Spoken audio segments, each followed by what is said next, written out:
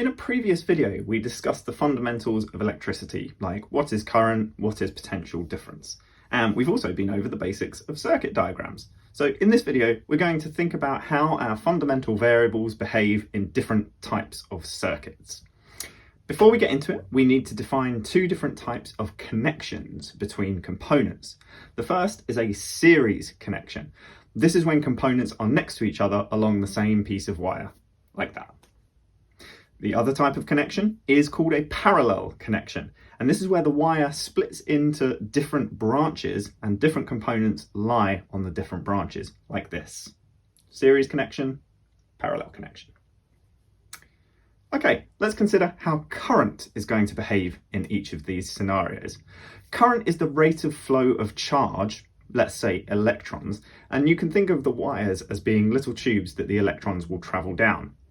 Components don't use up electrons, so that means the rate of flow of charge, the number of electrons moving through the wire, is going to be the same all the way along the wire, regardless of how many components we have connected. The current is the same for components connected in series.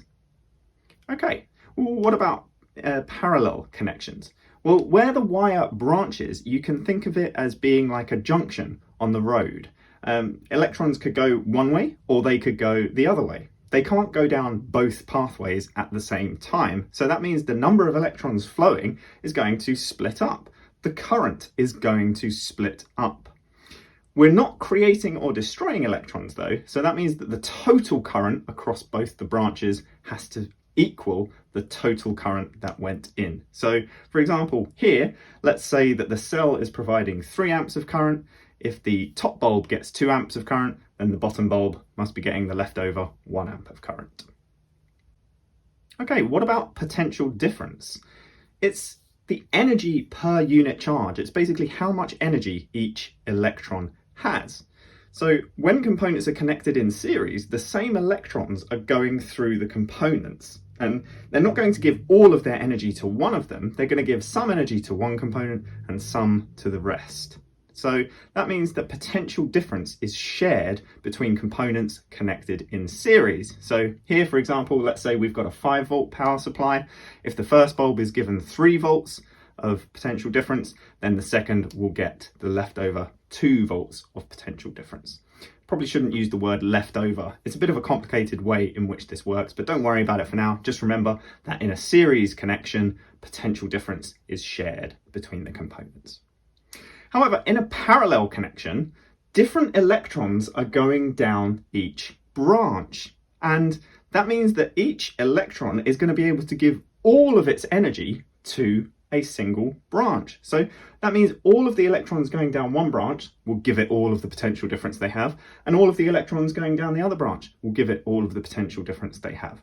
So in a parallel connection, the potential difference is the same across all branches. So in this example here, let's say we've got a 5-volt power supply again. The top bulb and the bottom bulb will both be getting 5 volts of potential difference. Oh, it seems a little bit complicated, but actually, if you've got a really solid understanding of what current is and what potential difference it is, you can actually see that this is quite logical, quite a sensible way of working. That's what I love about physics. It just follows a set of predefined rules and laws, nature of the universe. And another thing that you might have noticed is that current and potential difference behave opposite to each other. So as long as you can remember how one of them works in series and parallel connections, just remember that the other one does the opposite.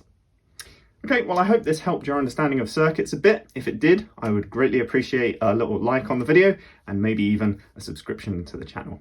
See you next time.